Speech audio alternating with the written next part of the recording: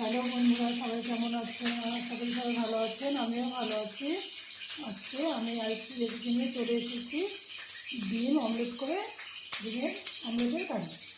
তার জন্য আমি এখানে ডিম অমলেট করে টুকরো করে নিয়েছি। এখানে টমেটো দিয়েছি, এখানে পেঁয়াজ বাটা দিয়েছি, এখানে নিয়েছি পেঁয়াজ কুচি করে, এখানে অল্প ক্যাপসিকাম নিয়েছি, আর এখানে এলাচ, লং, দারচিনি, তেজপাতা আর কয়েকটা কাঁচা লঙ্কা চিড়ে নিয়েছি।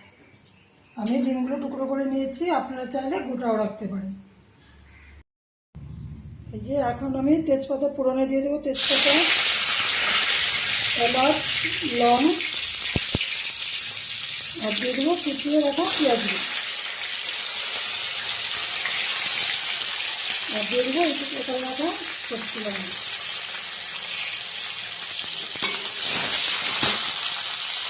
এবার একটু নুন দিয়ে দেবো, একটু হলুদ দিয়ে দেবো। এবার এটা একটু লাল করে ভেজে নেব। এবার দিব পেঁয়াজ বাটা।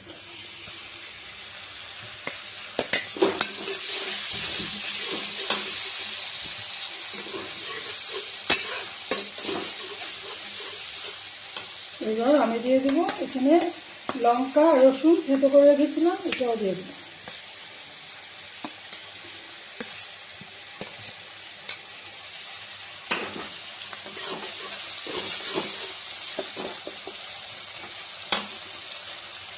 আমি কাঁচা লঙ্কা আর পেঁয়াজগুলো দিয়ে দেবো, আর টমেটো বাটাটাও দিয়ে দেবো।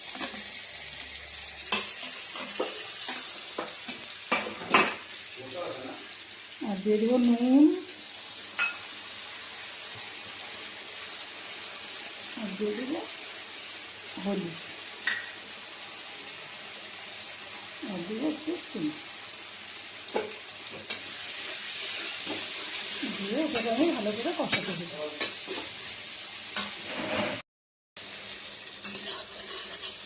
দেখুন বন্ধুরা, আমার মশলা থেকে তেল ছেড়ে দিয়েছে। এবার আমি ডিমের অমলেটের টুকরোগুলো এখানে দিয়ে দেবো।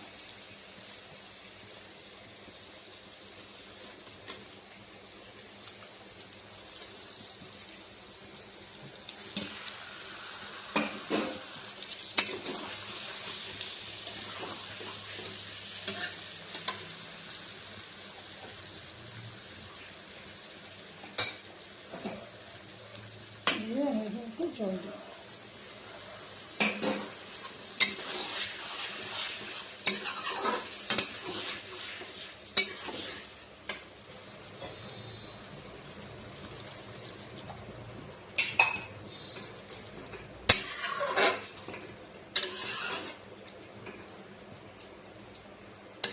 এটাকে 10 মিনিটের মতো হতে দিতে হবে। দেখুন বন্ধুরা, আমার ডিমের কারি হয়ে গেছে।